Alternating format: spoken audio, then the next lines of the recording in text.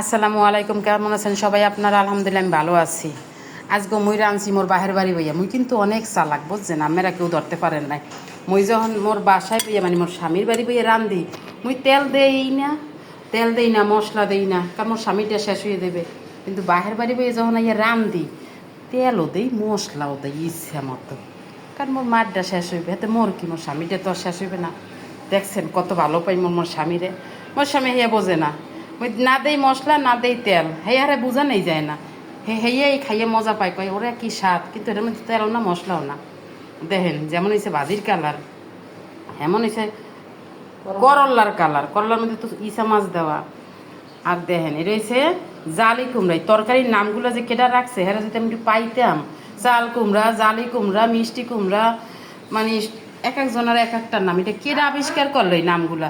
এই সকালে খাইতে ভাই মোর খিদা লাগছে, এই খাওন দেখো মানুষ না খাইয়ে থাকতে পারে? কি সুন্দর কালার দিছি, মশলা দিছি, মানে কি কম, যে কইলাম না বাহের বাড়ির রান্ধন। স্বামীর বাড়ি যে বইয়া যখন রান্ধি, তেলও পাইবেন না বিরসাইয়া, মশলাও পাইবেন না, হুক না কেমনে রান্ধি।